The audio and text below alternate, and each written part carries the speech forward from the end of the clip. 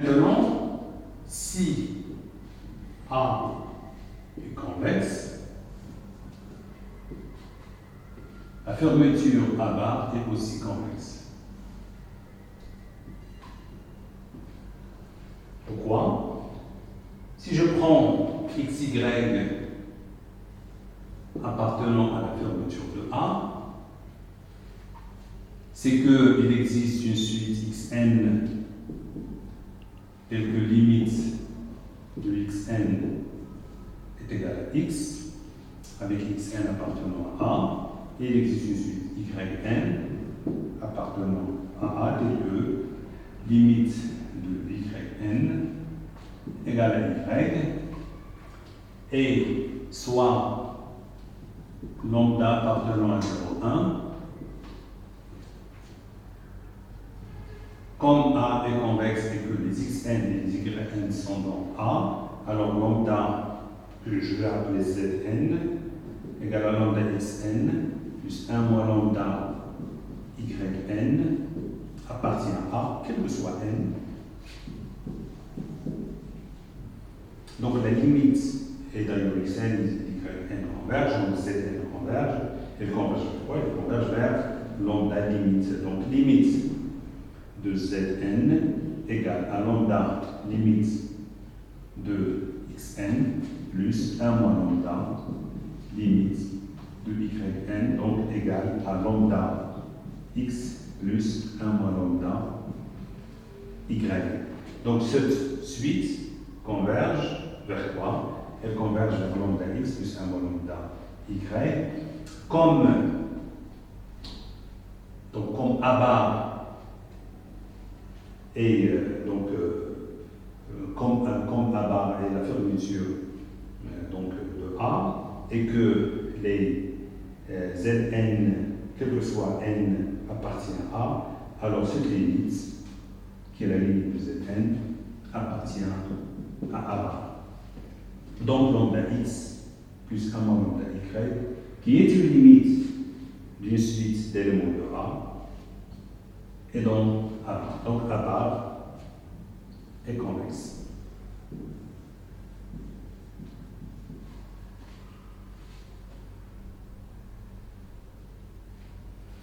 Donc, toujours dans la topologie des nombres des ensembles convexes, nous avons une proposition qui va être souvent utilisée par la suite.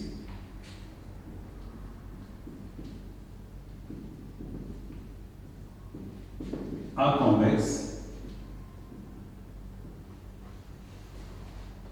X appartenant à l'intérieur de A, ça veut dire que l'intérieur de A n'est pas vide,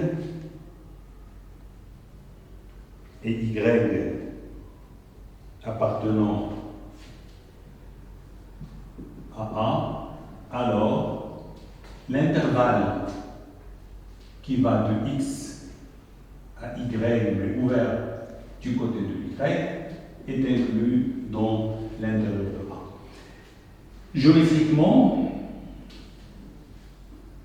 ça veut dire que si vous avez un ensemble convexe, comme celui-là, qui est à peu près convexe, mais on suppose qu'il est convexe, donc voilà, si vous avez un X, vous avez un Y qui est dans A,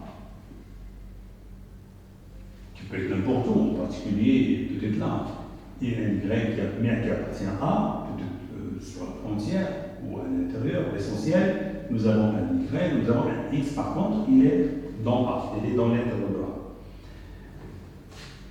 Nous allons montrer que tout le segment qui va de X à Y, sans Y, ouvert du côté de Y, et dans l'intérieur de A. Donc la démonstration n'est pas difficile, elle ressemble beaucoup à la démonstration que nous avons donnée juste avant, lorsqu'on a voulu montrer que l'intérieur de A est convexe.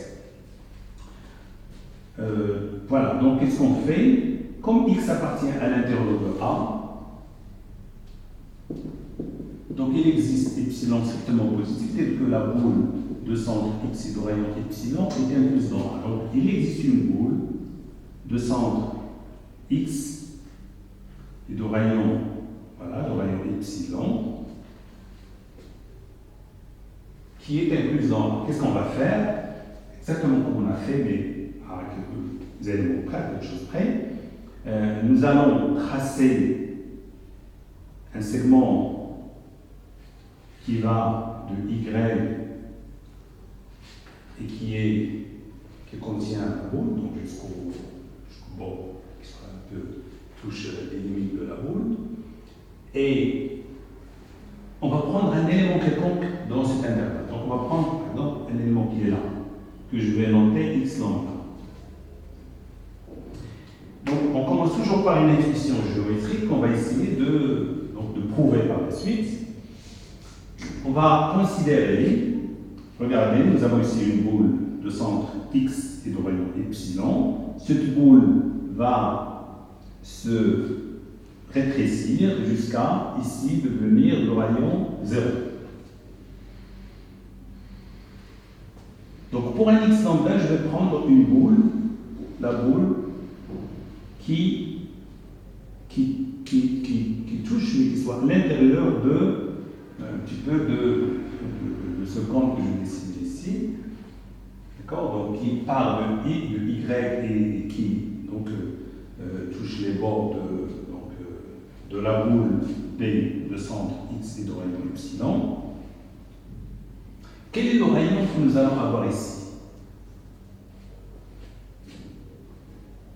Donc, je redonne un petit peu la géométrie de la chose et je sais que le x lambda c'est quoi tout d'abord? Donc je prends un point ici quelconque quand j'ai dit x lambda. X lambda c'est donc un élément quelconque donc appartient à l'intervalle de centre x et de rayon qui commence par x et qui va jusqu'à y. Et là, je le prends ouvert du côté de je prends donc un x lambda quelconque ici.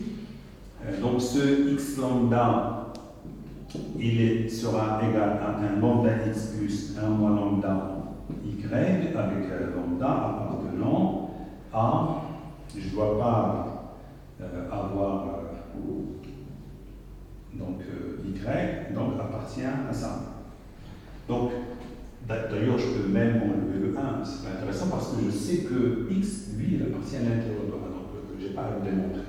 Mais en général, je prends x lambda égale lambda x plus 1 moins lambda y, quel que soit x lambda qui se trouve dans cet intervalle, quel que soit x lambda qui se trouve ici, quel que soit x lambda qui se trouve ici, il existe un lambda appartenant à 0, 1, tel que x lambda est égal à lambda x plus 1 moins lambda y. Voilà. Je vais montrer que ce x lambda appartient à l'intérieur de A. Pour montrer qu'il appartient à l'intérieur de A, je dois trouver bien une des manières pour montrer qu'il appartient à l'intérieur de A, c'est qu'il existe un petit epsilon indice lambda. D'accord, du x lambda, parce que l'epsilon est là, l'epsilon, on a déjà noté cette notation, donc on peut utiliser la notation. Donc, strictement positif, que la boule de centre x lambda et de rayon epsilon lambda soit incluse dans A. Voilà ce qu'on va essayer de montrer. Quelle est cette boule de centre x lambda et de rayon? Quel est le rayon? Ce qui nous intéresse beaucoup, c'est quel est le rayon epsilon lambda qui correspond à ce x lambda et lequel? Voilà, on va revenir aux définitions géométriques. La boule, donc je vais à chaque fois considérer la boule. Pourquoi je considère cette boule? Parce que si je prends n'importe quel point ici, n'importe quel point, là, ici, que je vais appeler z lambda, comme avant, z lambda, je trace le segment qui passe de y et puis par ce point z lambda jusqu'à ce qu'il rencontre ici le point qui correspond dans cette boule, bx epsilon, à ce z lambda. Donc qui va, c'est-à-dire le même vecteur, voilà,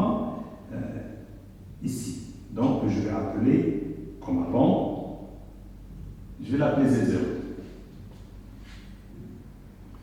Le Z0, c'est le point qui correspond à Z lambda, mais dans la boule B, le centre X et de rayon epsilon. Comment je fais pour l'obtenir? Voilà ce que je fais. Donc j'ai pris le X lambda. Je vais montrer que quel que soit un élément ici, il appartient à quel que soit un Z lambda, donc quel que soit Z lambda appartenant à la boule de centre X lambda et de rayon epsilon lambda, quel que soit,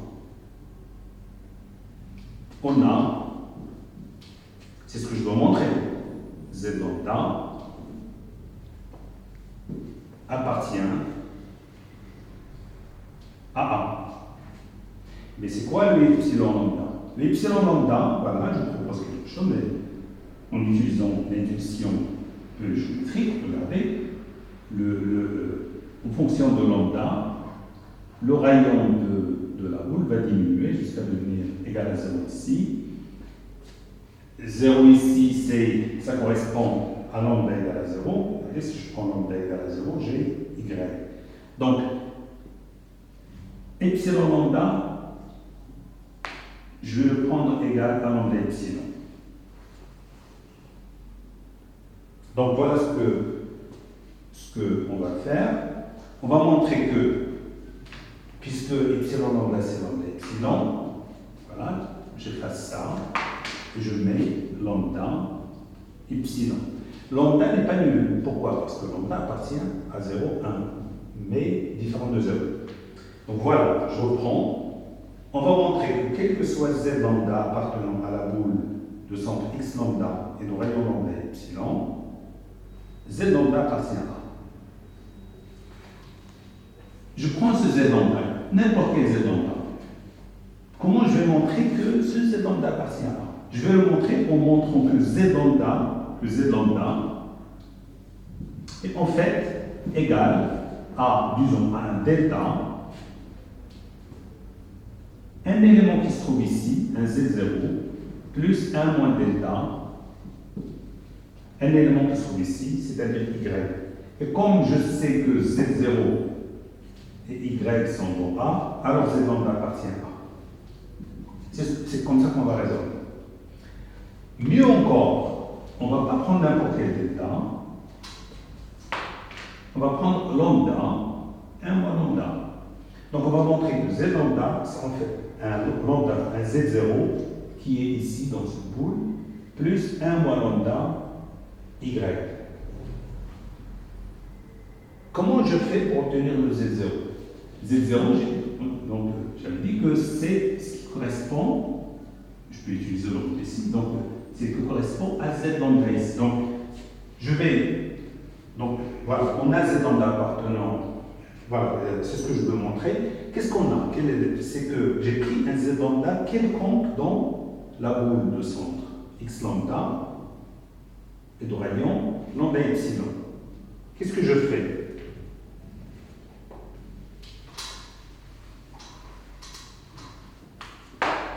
Pour ce Z lambda, je vais construire un Z0. Donc soit Z0 égale à quoi? Z0 c'est X. C'est X plus, je prends le même vecteur, mais je multiplie par, je vais la rallonger un petit peu. Donc c'est X plus, donc je multiplie par quelque chose, et je mets ici Z lambda moins X lambda. Donc Z0, et là je vais mettre 1 sur lambda.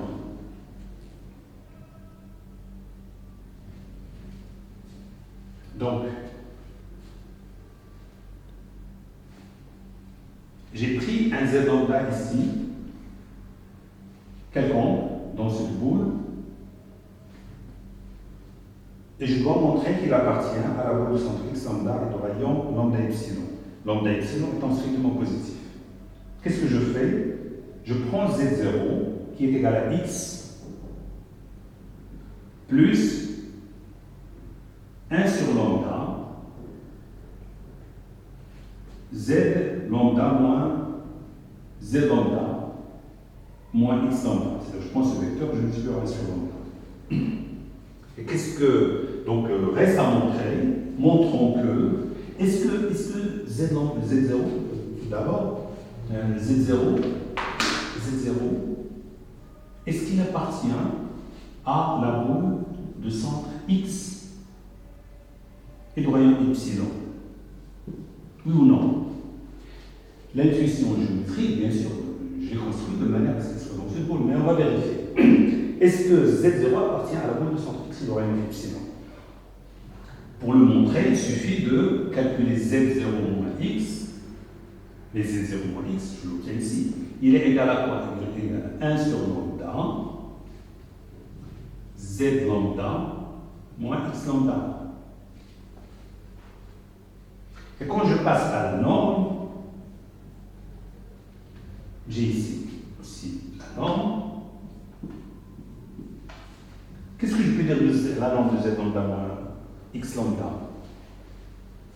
Comme Z lambda appartient à la boule de centre x lambda et de rayon lambda epsilon, c'est que la norme de Z lambda moins x lambda est plus petit que lambda epsilon. Donc, il est inférieur strictement 1 sur lambda epsilon, qui est égal à epsilon. Donc Z0 moins x a une norme qui est plus petite que epsilon. Donc Z0 appartient à la boule de centre x et de rayon epsilon. Donc Z0, il est dans une boule, donc qui est incluse dans A. Donc Z0 appartient à A. Maintenant, on doit montrer que ce Z lambda se trouve dans le segment Z0Y. Là aussi, en utilisant toujours l'intuition, donc ça je l'efface. J'ai montré qu'il appartient à la boule. Donc il appartient à la boule B de centre x de rayon epsilon, donc il appartient à. Reste à montrer qu'elle appartient à cet intervalle. Par construction, qu'est-ce que j'ai essayé de faire, ce que j'ai essayé d'avoir, j'essaie d'avoir que Z lambda est égal à lambda Z0 plus 1 moins lambda Y. Est-ce que c'est vrai ou pas? Je prends ça et je développe. Donc je prends ça et je développe. Donc lambda Z0. Z0 c'est ça. Donc c'est lambda X. Lambda Z0 c'est quoi? C'est lambda X plus Z lambda. Donc je multiplie par lambda, ça disparaît. Moins X lambda. Plus 1 moins lambda Y. Voilà. Or lambda X plus 1 moins lambda Y, c'est quoi? C'est tout simplement X lambda. X lambda, c'est lambda X plus 1 moins lambda Y. Donc, c'est X. Donc tout ça, c'est Z lambda moins X lambda plus X lambda. Donc, c'est Z lambda. D'accord. Donc, Z lambda. Donc, Z lambda, il est égal à ça. Parce qu'on a développé, on a trouvé que c'est Z lambda. Donc, Z lambda s'écrit comme une combinaison convexe de Z0 et de Y, sachant que Z0 est dans A et de Y est dans A. Donc, Z lambda, tout ça implique que Z lambda appartient à A. Donc, n'importe quel point dans cette boule, le centre x lambda et de rayon lambda epsilon appartient à A. Donc, la boule de centre x lambda, excusez-moi, et de rayon lambda epsilon est incluse dans A. Donc, x lambda appartient à l'intérieur de A. Donc, on a pris x lambda quelconque dans le segment x, y, sont bien sûr au y, et on a montré que ce x lambda est contenu dans une boule qui est, elle, incluse dans A. Donc, x lambda appartient à l'interrogatoire. Voilà ce qui achève la démonstration.